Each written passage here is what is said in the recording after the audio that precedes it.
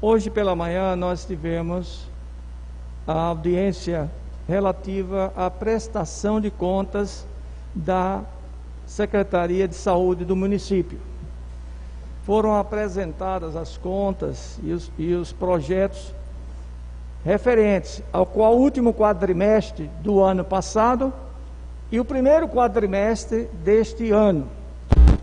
Foi um relatório bastante extenso, mas a Soninha, com a competência que lhe é peculiar, conseguiu se desvencilhar garbosamente da apresentação, porque é tanto número, é tanto dado, é tanto cálculo, é tanto mapa, que às vezes a gente se perde na apreciação do documento. Eu, por exemplo, enquanto presidente da Comissão de Saúde, recebi o documento na sexta-feira aqui. E na terça-feira, pela manhã, seria a reunião da comissão. E foram 190 páginas. Então a gente conseguimos dar uma lida e elencamos os principais itens que a gente achava que mereciam a consideração. E junto com o Ministério Público, doutora Fernanda e doutor Paulo, juntamente com a parte técnica da Secretaria de Saúde e segmento civil da população, nós discutimos com profundidade o assunto. Lamentamos que esta reunião, esta audiência, que costuma contar com o plenário cheio, ela teve que ser feita desta forma, online. Então eu me senti muito só ali presidindo a reunião, e a Silvânia Barbosa do meu lado e ninguém mais presente por conta da pandemia, né? Evidentemente que as pessoas estavam assistindo online, Ministério Público e demais membros de sindicais e da sociedade civil estavam com seus computadores ligados, seus celulares, acompanhando a sessão pelo YouTube. Várias situações foram elencadas pela doutora Sônia, e algumas chamaram a nossa atenção. A primeira foi que 96,80% de toda a despesa na área de saúde é bancada pela Receita Federal, recursos provenientes do Ministério da Saúde e do município de Maceió, que, segundo a Soninha, estaria gastando até 30 e poucos % na saúde, que é um investimento além da obrigação de gastar que o município tem. Então nós perguntamos, o que acontece? Por que o Estado não está contribuindo com os 10% que é obrigatório, é constitucional? E evidentemente o Estado desenvolve algumas atividades na saúde com UPAs que são gerenciadas pelo Estado.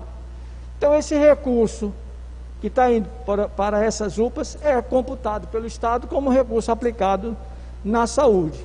Então fica aí uma certa distorção, né? Porque teoricamente a saúde é municipalizada, então deveria estar tudo sob a égide da municipalidade. Outra situação que foi detectada, a questão da imunização. A gente tem que ter muita cautela.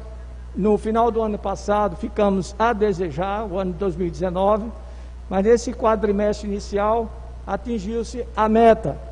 Foi um dos poucos municípios capitais que atingiram a meta de vacinação. Vários outros segmentos foram também colocados em discussão, e um deles foi relacionado à dengue e doenças infecto-contagiosas. Em relação à dengue propriamente dita, a gente sabe, e nós já nos manifestávamos, mesmo antes do Covid, que havia tido um acréscimo de 500% na prevalência da dengue aqui em nosso estado. Isso não pode ser dito que foi por conta da pandemia, de forma alguma. Pode até ter piorado.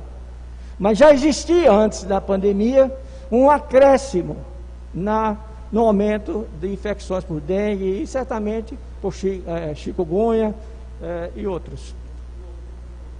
esse ponto específico chamou-nos a atenção, porque desde novembro do ano passado, que os agentes de endemias estão em greve.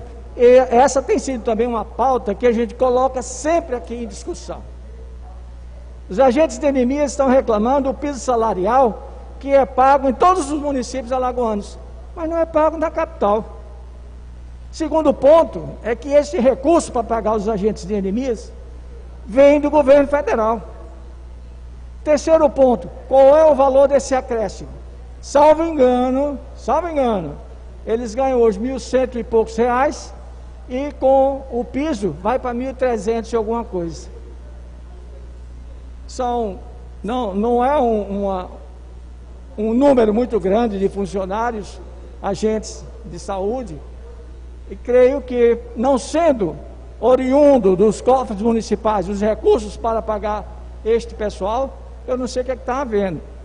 Aí eu percebo nitidamente uma quebra de braço desnecessária, inútil e prejudicial à população de Maceió, ao estado de Alagoas, porque os agentes não trabalharam. A incidência de dengue, de chikungunya deve ter aumentado, porque são eles que fazem a visita nas casas, e poderiam até ter tido um trabalho extra agora na pandemia, prestando assistência orientada pela Secretaria em relação à Covid, detectando a população de risco, encaminhando os casos suspeitos, orientando a essa população o que fazer, porque a gente sabe que muita gente na periferia não tem a orientação necessária, não tem como se deslocar, e é uma população invisível aos olhos da Secretaria de Saúde, e que infelizmente os agentes de saúde continuam sem trabalhar. E pasmem, senhores, o Ministério Público determinou à Secretaria de Saúde que mandasse os agentes de saúde para o trabalho na época da pandemia. E que foi que a Secretaria disse? Não temos EPIs suficientes.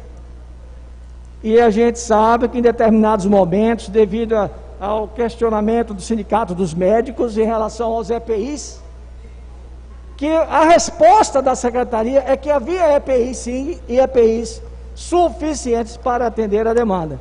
Então, de repente, para não mandar os agentes de volta para o trabalho, se coloca na mídia que não vai, porque não tem EPI suficiente.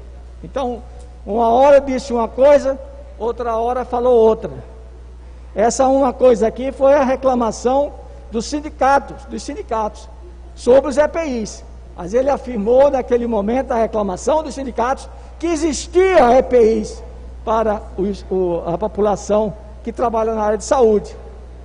Mais adiante vem a determinação do Ministério pedindo para que os agentes de endemias voltem. Não pode voltar porque nós não temos EPIs. Terceiro ato, a epidemia recrudesce um pouco nos momentos atuais. E sabe qual é a resposta agora? As botas dos agentes de saúde estão danificadas, e que está fazendo licitação para comprar novas botas. Gente, isso é uma quebra de braço. Quem conhece, quem gerencia a saúde no nosso estado, sabe muito bem do gêniozinho do meu amigo. Uma quebra de braço desnecessária, porque não é ele, não é o ego dele, é a população que está precisando. Então a pessoa não quer mandar os agentes de saúde de volta para não dar o braço a torcer, tenho certeza absoluta. E a gente, até quando isso vai continuar? Outras situações surgiram, foram muitas, e eu não vou me demorar, senão a gente estaria aqui dando uma palestra paralela sobre a prestação de contas. A Rede Cegonha ficou devendo, né? E vários segmentos, auditorias que foram feitas, mas 53% verificaram que havia irregularidades nas sindicâncias que foram realizadas. Mas a gente não tem retorno disso aí. O que foi feito? Qual foi a irregularidade encontrada? Qual foi a medida tomada? Não sabemos. O outro ponto bastante polêmico foi o CORA. Meus amigos, quem é aqui nesta sala que elogia o CORA de Maceió? Não tem, é unanimidade. Unanimidade. O CORA tem sido o carrasco da população de Maceió. Você esperar que o CORA autorize um exame, autorize um procedimento, pode deitar em berço esplêndido, ou até já comprar um caixão e deite já no caixão. Quantos pacientes esperaram atendimento de câncer e não foram atendidos, e quando chegaram o câncer já tinha se estendido? Há 2 semanas atrás encontrei um paciente desse, um paciente com câncer de esôfago, e os amigos da Santa Casa, liguei para eles atenderam, disse: Cleber, não tem mais o que fazer. Esse paciente começou o câncer dele há 3, 4 meses atrás, no começo da pandemia, condenado à morte pela ineficiência do sistema de saúde. A questão das doenças crônicas, essa foi uma demanda que realmente não foi só nossa. Todos os estados enfrentaram e tiveram problemas. As doenças crônicas foram relegadas a um 5º plano. Durante esse período da pandemia, não existiu infarto, não existiu morte por infarto, morte por AVC, morte por qualquer outra cirurgia, não houve cirurgia, não houve exames de alta complexidade. Uma bela economia, porque infelizmente tem técnico que pensa desse jeito: estou economizando. E muita gente morreu. E nós questionamos então, o que é que está sendo programado pela Secretaria de Saúde para atender essa demanda reprimida que vai aparecer agora de setembro em diante. Na minha área, por exemplo, cirurgia cardíaca, há 4 meses que a gente não opera. Será que não tem paciente? Será que o paciente com lesão de tronco de coronária pode esperar 4 meses? Quantos morreram lá no HGE esperando transferência para a Santa Casa ou para o Hospital do Açúcar para fazer a cirurgia de revascularização e não foram transferidos? Quantos pacientes de câncer também não tiveram o respectivo tratamento? Tinha um paciente no HGE, vereador Ibibreda, vereador Lobão, um paciente no HGE com câncer de pulmão, precisava fazer a pneumectomia, mas tinha lesão de tronco de coronária. Antes da pneumectomia tinha que fazer a revascularização, a ponte de safena. Nem uma coisa nem outra, o cara morreu. Então isso não deixou de ser falta de planejamento, mas eu amenizo um pouco a crítica, porque isso aconteceu em várias secretarias. Mas eu estou cobrando agora um plano, um projeto para atender não só o que vai aparecer na normalidade, mas a demanda reprimida que vai aumentar a necessidade do atendimento desses pacientes portadores de doença crônica.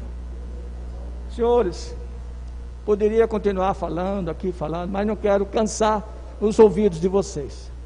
Eu agradeço a atenção e espero que a nossa Secretaria de Saúde tome as providências necessárias. Primeira delas, em relação aos agentes de anemias, resolva esse problema. A população está a necessitar do trabalho eficiente dos agentes de anemias. Terceiro problema, elabore um projeto para atender os portadores de doenças crônicas que estão morrendo à míngua. Evidentemente que isso vai passar por uma contratualização, por um aumento na oferta de consultas, na oferta de exames. o dinheiro que se economizou, o dinheiro que se diz estar nos cofres públicos, que seja usado agora, porque muito dinheiro entrou, tenho certeza disso, muito dinheiro para o Covid entrou, e um fato que me faz pensar nisso aí, é que os hospitais deixaram de fazer esses procedimentos todos, operar câncer, fazer quimioterapia, fazer radioterapia, procedimentos relativamente rentáveis, não se fez mais. Ué, e os hospitais passaram a viver só de Covid, e deu, e teve recurso para isso, para sustentar o hospital, teve. Nenhum hospital quebrou atualmente, depois desses 4 meses, por ter colocado todos os seus leitos de UTI a serviço da Covid. Então, alguma coisa benéfica, porque não existe almoço de graça. Não existe. Alguém tem que pagar a conta. E se os hospitais não quebraram, a coisa deve ter sido razoável. Ok? Então, muito obrigado, senhores, e um abraço no coração desses meus amigos, essa população carente da cidade de Maceió.